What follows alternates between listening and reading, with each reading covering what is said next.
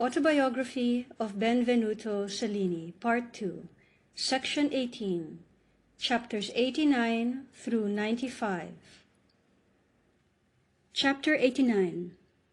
I returned to the loggia, whither my Perseus had already been brought, and went on putting the last touches to my work, under the old difficulties always, that is to say, lack of money, and 100 untoward accidents, the half of which would have cowed a man armed with adamant.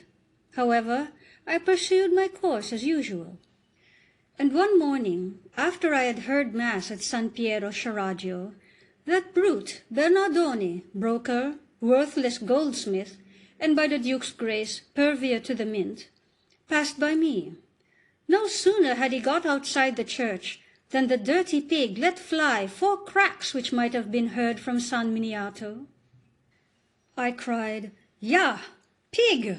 Poltroon! Donkey! Is that the noise your filthy talents make?" and ran off for a cudgel. He took refuge on the instant in the mint, while I stationed myself inside my house door, which I left ajar, setting a boy at watch upon the street to warn me when the pig should leave the mint. After waiting some time, I grew tired, and my heat cooled. Reflecting then that blows are not dealt by contract, and that some disaster might ensue, I resolved to wreak my vengeance by another method. The incident took place about the feast of our San Giovanni, 1 or 2 days before, so I composed 4 verses, and stuck them up in an angle of the church, where people go to ease themselves. The verses ran as follows: "Here lieth Bernardone, ass and pig, spy, broker, thief, in whom Pandora planted all her worst evils, and from thence transplanted into that brute Boachios carcass big." Both the incident and the verses went the round of the palace, giving the Duke and Duchess much amusement. But before the man himself knew what I had been up to, crowds of people stopped to read the lines and laughed immoderately at them. Since they were looking towards the mint and fixing their eyes on Bernardone, his son, Maestro Baccio, taking notice of their gestures, tore the paper down with fury. The elder bit his thumb, shrieking threats out with that hideous voice of his, which comes forth through his nose. Indeed, he made a brave defiance. Chapter 90. When the Duke was informed that the whole of my work for the Perseus could be exhibited as finished, he came one day to look at it. His manner showed clearly that it gave him great satisfaction. But afterwards he turned to some gentlemen attending him and said, "Although the statue seems in our eyes a very fine piece, still it has yet to win the favour of the people. Therefore, my Benvenuto, before you put the very last touches on, I should like you, for my sake, to remove a part of the scaffolding on the side of the piazza, some day toward noon, in order that we may learn what folk think of it. There is no doubt that when it is thrown open to space and light, it will look very differently from what it does in this enclosure." I replied with all humility to his Excellency, "You must know, my lord, that it will make more than twice as good a show. Oh, how is it that your most illustrious Excellency has forgotten seeing it in the garden of my house? There, in that large extent of space, it showed so bravely that Bandinello, coming through the garden of the Innocents to look at it, was compelled, in spite of his evil and malignant nature, to praise it, he who never praised aught or anyone in all his life. I perceive that your Excellency lends too ready an ear to that fellow." When I had done speaking, he smiled ironically and a little angrily, yet he replied with great kindness, "Do what I ask, my Benvenuto, just to please me." When the Duke had left, I gave orders to have the screen removed. Yet some trifles of gold, varnish, and various other little finishings were still wanting. Wherefore I began to murmur and complain indignantly, cursing the unhappy day which brought me to Florence. Too well I knew already the great and irreparable sacrifice I made when I left France, nor could I discover any reasonable ground for hope that I might prosper in the future with my prince and patron. From the commencement to the middle and the ending, everything that I had done had been performed to my great disadvantage. Therefore it was with deep ill humour that I disclosed my statue on the following day. Now it pleased God that, on the instant of its exposure to view, a shout of boundless enthusiasm went up in commendation of my work, which consoled me not a little. The folk kept on attaching sonnets to the posts of the door, which was protected with a curtain, while I gave the last touches to the statue. I believe that on the same day when I opened it a few hours to the public, more than 20 were nailed up, all of them overflowing with the highest panegyrics. Afterwards, when I once more shut it off from view, every day brought sonnets with Latin and Greek verses, for the University of Pisa was then in vacation, and all the doctors and scholars kept vying with each other who could praise it best. But what gratified me most, and inspired me with most hope of the Duke's support, was that the artists, sculptors and painters alike, entered into the same generous competition. I set the highest value on the eulogies of that excellent painter, Jacopo Pontormo, and still more on those of his able pupil Bronzino, who was not satisfied with merely publishing his verses, but sent them by his lad, Sandrino's hand, to my own house. They spoke so generously of my performance, in that fine style of his which is most exquisite, that this alone repaid me somewhat for the pain of my long troubles. So then I closed the screen, and once more set myself to finishing my statue. Chapter 91. The great compliments which this short inspection of my Perseus had elicited from the noble school of Florence, though they were well known to the Duke, did not prevent him from saying, "I am delighted that Benvenuto has had this trifling satisfaction, which will spur him on to the desired conclusion with more speed and diligence. Do not, however, let him imagine that, when his Perseus shall be finally exposed to view from all sides, folk in general will be so lavish of their praises. On the contrary, I am afraid that all its defects will then be brought home to him, and more will be detected than the statue really has. So let him arm himself with patience." These were precisely the words which Bandinello had whispered in the Duke's ears, citing the works of Andrea del Verrocchio, who made that fine bronze of Christ and St. Thomas on the front of Orsa Michele.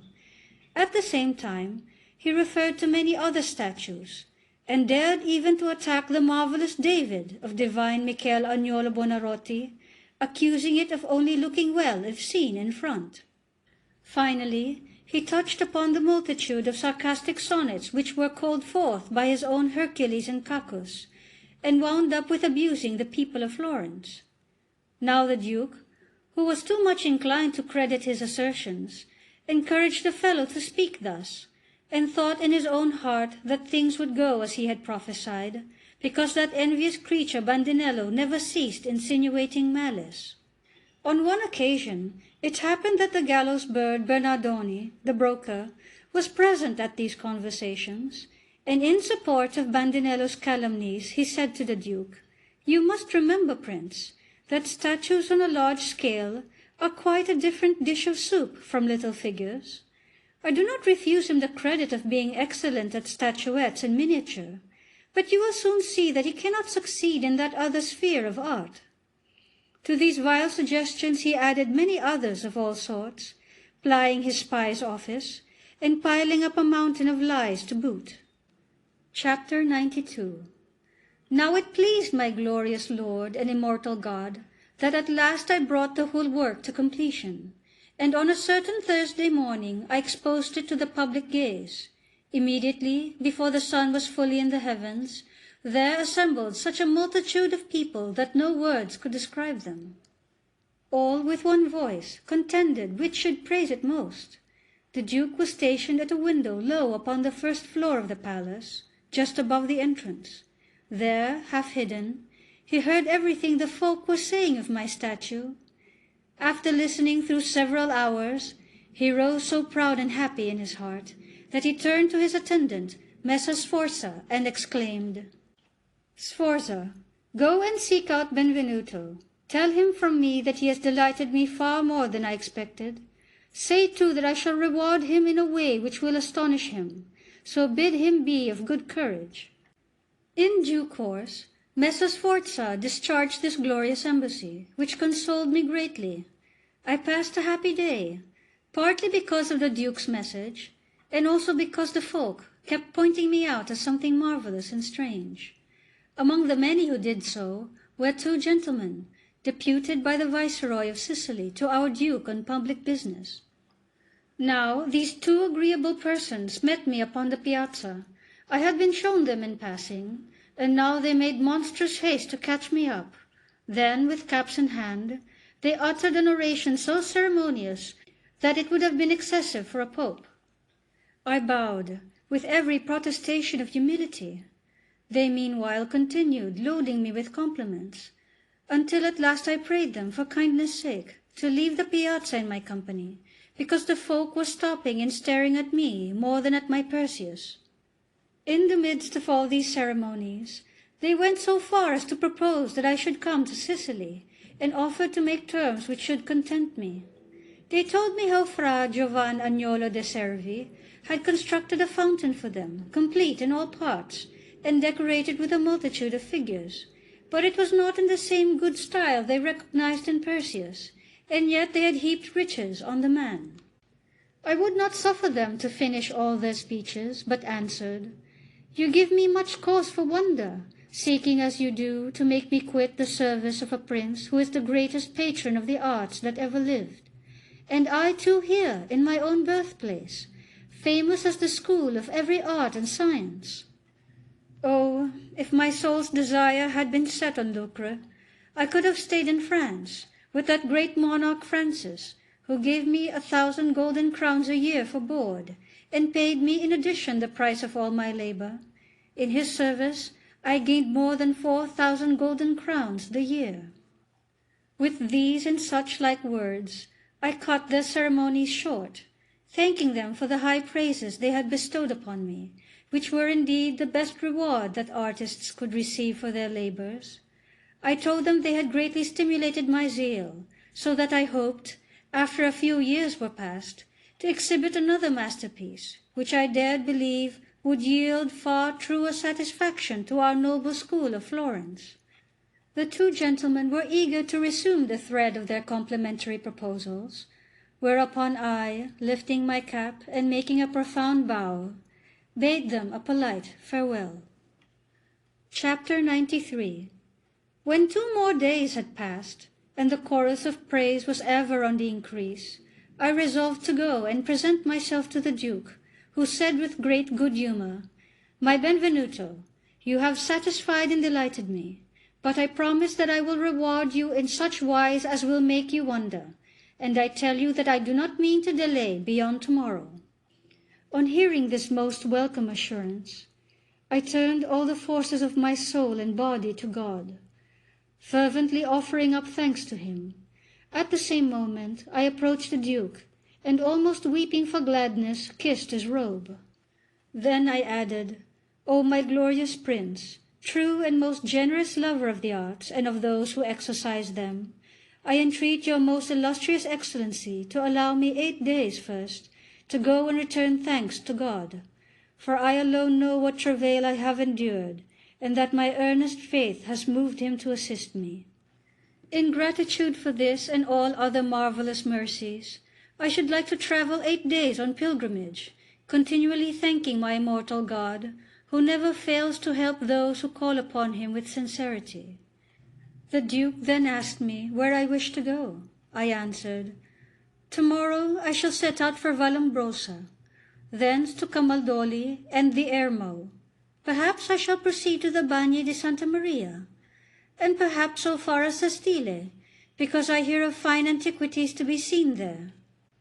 Then I shall retrace my steps by San Francesco della Vernia, and still with thanks to God, return light-hearted to your service." The Duke replied at once with cheerful kindness, "Go and come back again, for of a truth you please me. But do not forget to send a couple of lines by way of memorandum, and leave the rest to me." I wrote 4 lines that very day, in which I thanked His Excellency for expected favours, and gave these to Messer Sforza, who placed them in the Duke's hands. The latter took them, and then handed them to Messer Sforza, remarking, "See that you put these lines each day where I can see them, for if Benvenuto comes back and finds I have not dispatched his business, I think that he will murder me." Thus laughing, His Excellency asked to be reminded. Messer Sforza reported these precise words to me on the same evening, laughing too, and expressing wonder at the great favour shown me by the Duke. He pleasantly added, "Go, Benvenuto, and come again quickly, for indeed I am jealous of you." Chapter 94. In God's name, then, I left Florence, continually singing psalms and prayers in His honour upon all that journey. I enjoyed it extremely, for the season was fine in early summer, and the country through which I travelled, which I had never seen before, struck me as marvellously beautiful. Now I had taken with me to serve as guide a young workman in my employ, who came from Bagno and was called Cesare. Thanks to him, then, I received the kindest hospitality from his father and all his family, among whom was an old man of more than 70, extremely pleasant in his conversation. He was Cesare's uncle, a surgeon by profession and a dabbler in alchemy. This excellent person made me observe that Bagni contained mines of gold and silver, and showed me many interesting objects in the neighbourhood, so that I enjoyed myself as much as I have ever done. One day, when we had become intimate and he could trust me, he spoke as follows: "I must not omit to tell you a thought of mine, to which His Excellency might with advantage pay attention. It is, that not far from Camaldoli there lies a mountain pass so ill defended that Piero Strozzi could not only cross it without risk, but might also seize on poppy unmolested." Not satisfied with this description, he also took a sheet of paper from his pouch, upon which the good old man had drawn the whole country, so that the seriousness of the danger could be manifest upon inspection of the map. I took the design and left Bagno at once, travelling homeward as fast as I could by Prato Magno and San Francesco della Vernia. On reaching Florence, I only stopped to draw off my riding boots and hurried to the palace. Just opposite the Badia I met the Duke, who was coming by the palace of the Podesta. When he saw me, he gave me a very gracious reception, and showing some surprise, exclaimed, "Why have you come back so quickly? I did not expect you for 8 days at least." I answered, "The service of your most illustrious Excellency brings me back, else I should very willingly have stayed some few days longer on my journey through that lovely country." "Well, and what good news have you?" said he. I answered, "Prince, I must talk to you about things of the greatest importance which I have to disclose." So I followed him to the palace, and when we were there, he took me privately into a chamber where we stayed a while alone together. I then unfolded the whole matter and showed him the little map, with which he seemed to be much gratified. When I told His Excellency that one ought to take measures at once, he reflected for a little while and then said, "I may inform you that we have agreed with the Duke of Urbino that he should guard the pass, but do not speak about it." Then he dismissed me with great demonstrations of good will, and I went home. Chapter 95. Next day I presented myself, and, after a few words of conversation, the Duke addressed me cheerfully. "Tomorrow, without fail, I mean to dispatch your business. Set your mind at rest then." I, who felt sure that he meant what he said, waited with great impatience for the morrow. When the longed-for day arrived, I betook me to the palace, and as it always happens that evil tidings travel faster than good news, Messer Jacopo Guidi, secretary to His Excellency, called me with his wry mouth and haughty voice. Drawing himself up as stiff as a poker, he began to speak to this effect: "The Duke says he wants you to tell him how much you ask for your Perseus." I remained dumbfounded and astonished, yet I quickly replied that it was not my custom to put prices on my work, and that this was not what His Excellency had promised me 2 days ago. The man raised his voice, and ordered me expressly, in the Duke's name, under the penalty of his severe displeasure, to say how much I wanted. Now I had hoped not only to gain some handsome reward. trusting to the mighty signs of kindness shown me by the Duke. But I had still more expected to secure the entire good graces of His Excellency, seeing I never asked for anything, but only for his favour. Accordingly, this wholly unexpected way of dealing with me put me in a fury, and I was especially enraged by the manner which that venomous toad assumed in discharging his commission. I exclaimed that if the Duke gave me 10,000 crowns I should not be paid enough, and that if I had ever thought things would come to this haggling, I should not have settled in his service. Thereupon the surly fellow began to abuse me, and I gave it him back again. Upon the following day, when I paid my respects to the Duke, he beckoned to me. I approached, and he exclaimed in anger, "Cities and great palaces are built with 10,000s of ducats." I rejoined, "Your Excellency can find multitudes of men who are able to build you cities and palaces, but you will not, perhaps, find one man in the world who can make a second Perseus." Then I took my leave without saying or doing anything farther. A few days afterwards the Duchess sent for me, and advised me to put my difference with the Duke into her hands, since she thought she could conduct the business to my satisfaction. On hearing these kindly words, I replied that I had never asked any other recompense for my labours than the good graces of the Duke, and that His Most Illustrious Excellency had assured me of this. It was not needful that I should place in their Excellencies' hands what I had always frankly left to them from the first days when I undertook their service. I further added that if His Most Illustrious Excellency gave me but a crazia, which is worth 5 farthings, for my work, I should consider myself contented, provided only that His Excellency did not deprive me of his favour. At these words the Duchess smiled a little and said, "Benvenuto, you would do well to act as I advise you." Then she turned her back and left me. I thought it was my best policy to speak with the humility I have above described, yet it turned out that I had done the worst for myself, because, albeit she had harboured some angry feelings toward me, she had in her a certain way of dealing which was generous. End of section 18.